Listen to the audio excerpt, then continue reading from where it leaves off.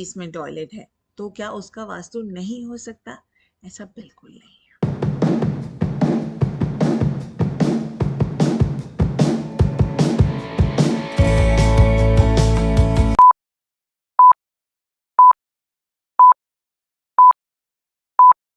Hello जी, नमस्कार। मैं हूँ ज्योति जगवानी फ्रॉम ओरिजिनल वास्तु विज्ञान ओवीवी विद्यालय की ओर से। अच्छा जी, आज हम बात करेंगे वास्तु के बारे में कि वास्तु में सेंटर कैसे ग्रिड किया जाता है। हर एक प्रॉपर्टी का अलग अलग सेंटर लिया जाता है। जब तक आपकी सेंटर की ग्रिडिंग सही नहीं होगी, तब तक अगर आपका सेंटर यानी कि ब्रह्म स्थान सही नहीं है, तब तक आप कभी भी अपने वास्तु के नक्शे को सही तरीके से नहीं देख पाएंगे। यानी कि मान लीजिए अगर आपका सेंटर नाभि में, जहाँ आपका ह्यूमन बॉडी है, अगर हम उसको एग्जाम्पल लेते हैं, अगर आपका वहाँ पर आता है सेंटर नाभि में, अगर आप उसको वहाँ नहीं लेकर के आप अपने गले पर ले लेते हैं, कभी बाजू पे ले लेते हैं, तो आपका पूरा का पूरा जो एनालिसिस है वही गलत हो जाएगा। तो सबसे पहला जो होता है वास्तु में सीखने के लिए कि सेंटर लेना आना चाहिए।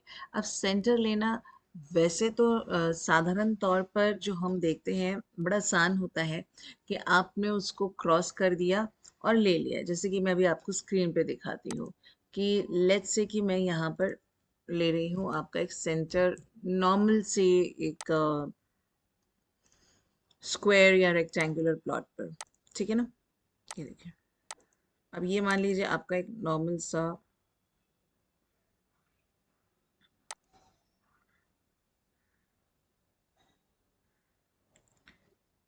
एक रेक्टेंगुलर प्लॉट है। ठीक है।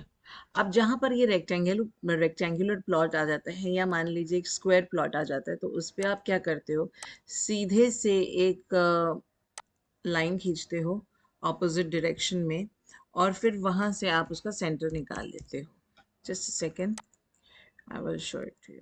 ओके, सो लेट्स से कि अगर मुझे इसका सेंटर निकालना है, तो आप इसका एक लाइन का एक ये क्रॉस कर लोगे, और फिर वहां से आप उसका सेंटर निकाल दोगे।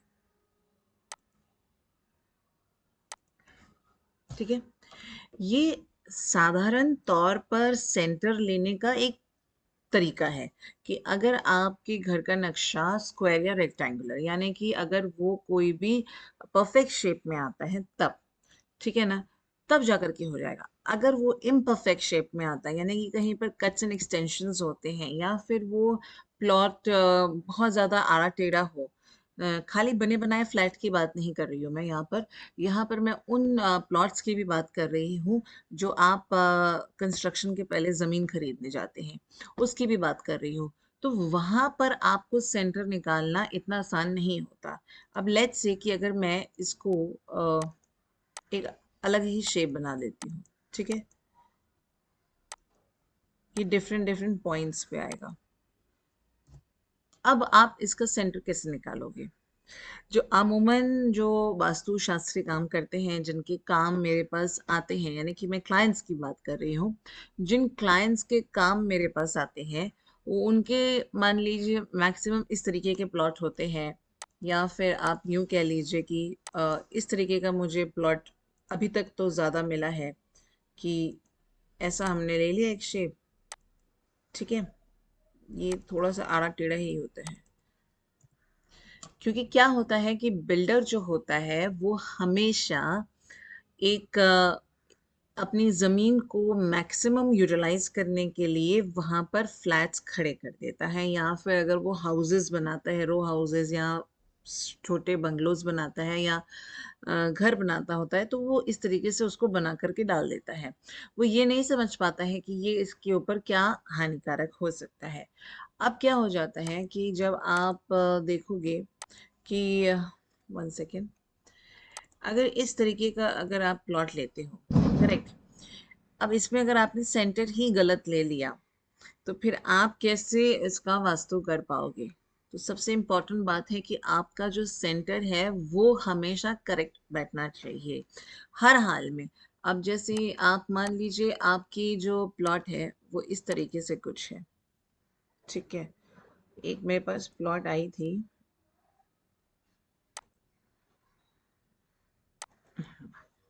ओके, वो ट्रायंगुलर शेप में है बट कुछ इस तरीके से है। अब यहाँ से इनकी एंट्री है, ये इनके साइड वॉल है, ये बैक साइड थी और ये इनकी प्रॉपर्टी में दूसरा साइड जुड़ा हुआ था। यानी कि अगर मैं आपको बताऊं तो ये जो पार्ट है इनका, ये ऐसा है बिल्डिंग का। मैं आपको एग्जैक्ट इसलिए बता पा रही हूँ क्योंकि मैंने ये काम कर चुकी हूँ।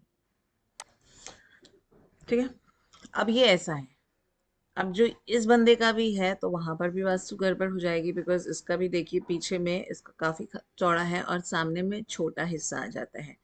तो मेरे क्लाइंट का जो हिस्सा है वो ये है, ये मेरे क्लाइंट का हिस्सा नहीं है।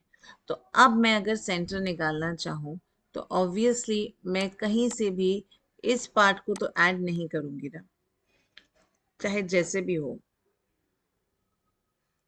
आप इस पार्ट को कभी नहीं ऐड करोगे, करेक्ट?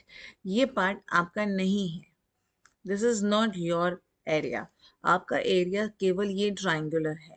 तो जब आप इसका सेंटर निकालेंगे तो आपको पता चलेगा कि आपकी कौन सी एरिया में कट्स आ चुके हैं, कौन सी एरिया में एक्सटेंशंस आ चुके हैं, तो कौन सा जोन या कौन सा तत्व, कौन सा एलिमेंट आपको ज़्यादा प्रभावित कर रहा है और कौन सा आपके अंदर मिसिंग है या कौन सा एग्जॉस्ट हो चुका है। तो उस हिसाब से हम काम करते हैं। फिर जो क्या होता है, जैसे कि ये है हमारा, okay, now let me just show you. अब क्योंकि मैं लंबे समय से इसी पर काम करती हूँ तो मुझे ऑब्वियसली इसको यूज़ करना आता है, सॉफ्टवेयर को। और मैं सच बात कहूँ, मैं ये नहीं कहूँगी कि ये बहुत मुश्किल है, बट टाइम देने से आप कुछ भी सीख सकते हैं अगर आपके अंदर सीखने की इच्छा है तो। अब मान लीजिए हम ये मानकर चलते हैं कि ये 0 डिग्री पर आता है और इसको हम ऐसे बिठा देते हैं, राइट? 1 सेकेंड।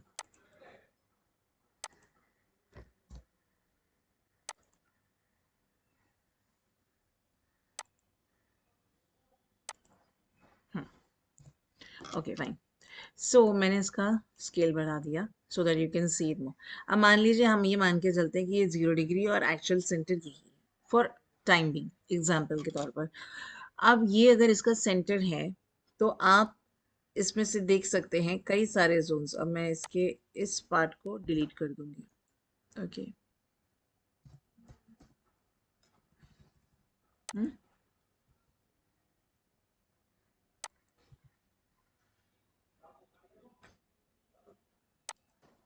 ओके जी,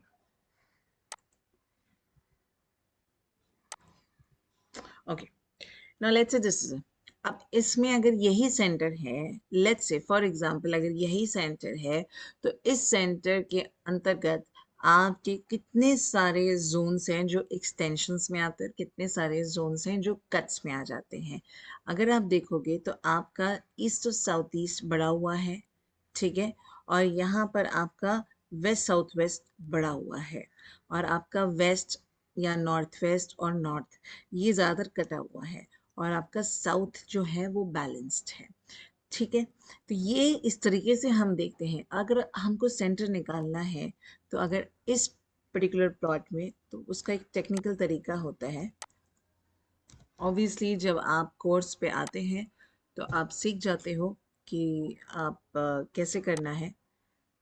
1 सेकेंड।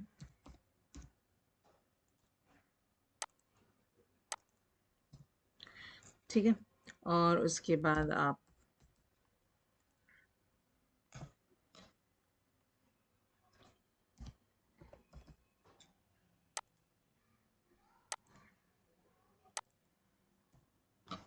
अब देखिए इसका सेंट्रॉइड निकल गया। ये जो पार्ट देख रहे हैं एक्स एंड वाई का, ये इसका सेंट्रॉइड है, ये निकल जाता है। जब ये निकल जाता है तो आपके लिए आसान हो जाता है कि यहाँ का इस प्रॉपर्टी का सेंटर निकाले। अब मैं आपको बताऊं कि इसका ये सेंटर आ जाएगा। इसका जो दूसरा पार्ट है मैं अगले वीडियो में बताऊंगी। अगर आपको ऑटो कैड आता है तो आप मुझे ज़रूर मेरे वीडियो के नीचे में क्वेश्चन करिएगा। अगर आपको ऑटो कैड नहीं आता है और आप ऑटो कैड के साथ ये सीखना चाहते हैं तो मुझे ज़रूर बताइएगा। तीसरी बात इम्पॉर्टेंट जो है, अगर आपके पास लैपटॉप नहीं है तो आप मुझे ज़रूर लिखिएगा कमेंट सेक्शन में कि मैं आपकी कैसे मदद कर सकती हूँ। ठीक है ना? तो इस तरीके से मैं आपको बहुत तरीकों से मैं आपको सुविधाएँ देने की कोशिश कर रही हूँ और मैं चाहती हूँ कि पूरे देश में वास्तु जो है एक हमारी जो संस्कृति है, vastu is basically an architecture. ये हमारा जो शिल्प शास्त्र है ये बहुत पुराना है और आज से नहीं है, हजारों सालों से चल रहा है, more than 5000 years old, even older than that, right? अब इसमें क्या होता है कि वास्तु जो है ये आपका basically it's alignment with nature.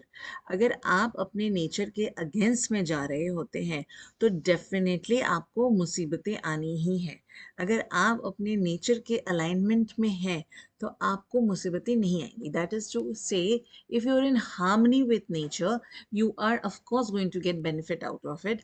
But if you're not in harmony with nature, then you will have a problem. So vastu is not a myth. Vastu कोई अंधविश्वास नहीं है। It's a proper science. आपको कितना हार्मोनाइज करना है, कैसे अलाइनमेंट करना है, किस तरीके से करना है, इसमें कई सारे टॉपिक्स हैं जो मैं ग्रेजुअली कवर अप कर रही हूँ। एज यू ऑल नो, मैं काफ़ी टाइम से वीडियोस नहीं बना रही थी because I was setting up my academy. तो अब जो कि मोर और लेस रेडी है to start up with the concept. तो इसमें अलग अलग टॉपिक्स साथ हम आपके साथ मैं शेयर करूंगी आप लोगों के साथ कि आप अपने घर के साथ वास्तु कैसा कर सकते हैं, और वो भी वर्ल्ड वाइड। अगर आप सोचिए आज के डेट में जो कोरोना काल है, कोरोना काल अंत नहीं होगा। ये पैंडेमिक है बट ये अंत नहीं होने वाला है। इसके नए नए ट्रेड्स आएंगे और जब तक ये फुल फ्लेजेड इसके वैक्सीनेशंस नहीं आती हैं, आप और मेरे जैसा इंसान सुरक्षित नहीं है इस माहौल में। तो आपके लिए आज के डेट में कहीं पर ट्रैवल करना और काम करना कहीं ना कहीं रिस्क का फैक्टर माना जाता है, राइट? तो अगर मैं आपसे ये कहूँ कि आप अपने घर बैठे चीज़ों को सीख सकते हैं और अपने घर बैठे अपने काम को कर सकते हैं, तो इससे बड़ी सुविधा आपके लिए क्या हो सकती है, राइट? तो ये चीज़ों को कैसे किया जाएगा, किस तरीके से किया जाएगा, ये मैं आपको अगले सेशंस में बताऊंगी, जब आप मुझे इस वीडियो के माध्यम से मुझसे पूछेंगे कि आपके क्या क्या डाउट्स हैं, क्या क्वेश्चन आंसर्स हैं। पहला क्वेश्चन आपका अगर आना चाहिए तो वो इस हवाले से कि आप इसका सेंटर कैसे निकालेंगे। दूसरा, अगर आपके पास लैपटॉप है तो आप कैसे काम कर सकते हैं, अगर आपके पास लैपटॉप नहीं है तो आप कैसे काम कर सकते हैं। इन तीनों मुद्दों पर मैं आपके साथ सहयोग दूंगी और इन तीनों के साथ आपको एक कोर्स कंटेंट, आपका कोर्स कैसे कराया जाएगा बहुत ही आसान तरीके से, और एक समय दिया जाएगा। ये 4 दिन का कोर्स नहीं होगा बिकॉज 4 दिन में वास्तु सीखना किसी भी व्यक्ति के लिए असंभव है। क्योंकि जब भी आप वास्तु करने जाते हैं तो डेफिनेटली आपको एक चीज़ पता होनी चाहिए कि वास्तु करते वक्त हम अलग अलग लोगों के घरों पे जाते हैं। भले ही आप एक सोसाइटी में एक कॉम्प्लेक्स में वास्तु करते हो, लेकिन जब वो अलग अलग फ्लोर्स में रहते हैं उनका वास्तु बदल जाता है। वो कैसे बदलता है, क्यों बदलता है, ये सारा कुछ है इस कोर्स में। इसके साथ साथ आप अपने घर पर बैठ कर के किसी का वास्तु कैसे कर सकते हैं ये भी इसमें सिखाया जाएगा, और बहुत ही आसान तरीके से। इसके लिए आपको इंडिया से बाहर ट्रैवल नहीं करना पड़ेगा। आपके पास कहीं पर भी कोई भी चीज़ की लिमिटेशंस नहीं है। Supposedly you are an Indian and you have a client from US or you have a client from UK. You do not have a restrictions to work on any of these platforms. You can work everywhere. Yes, with the support of OVV Vidyalay, that is by Jyoti Chakwani. That's about it all. So अगर आपको इस पूरे चीज़ में interest है और आप एक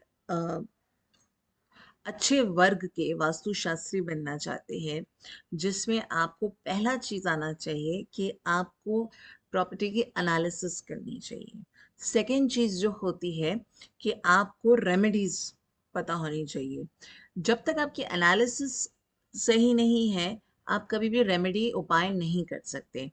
देखिए, मेरे पास एक कॉल आया था, वो साउथ से थे, हैदराबाद से।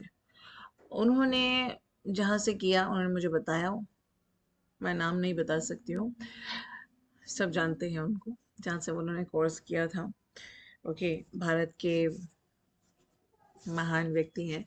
तो एनीवेज, तो वहाँ से उन्होंने वास्तु किया, बट उसके बावजूद उनकी बताई हुई रेमेडीज वहाँ पे काम नहीं कर रही है। देखिए, रेमेडीज कैसे काम नहीं करती है, दो तरीके हैं रेमेडीज को काम करवाने के।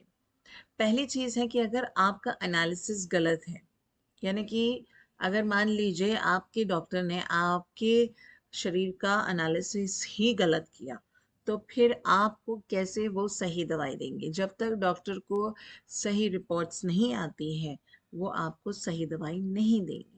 हाँ, पैरासिटामोल दे देंगे तो शायद थोड़ा बहुत बुखार, सर्दी, खांसी उतर जाएगी, लेकिन सीवियर बीमारियों के लिए सही तरीके का जो रिपोर्ट्स होती हैं, जो टेस्ट होते हैं, वो करना बहुत ज़रूरी होता है। करेक्ट? उसी तरीके से एक उपाय को करने के लिए उसका सही एनालिसिस करना बहुत ज़रूरी है। अब इसमें कई सारी चीज़ें आती हैं। मैं आपको अगर बताना चाहूँ, तो जैसे कि उस घर का जो नक्शा है, वो आपको हमेशा सही मिलना चाहिए। दूसरी बात है कि उस घर के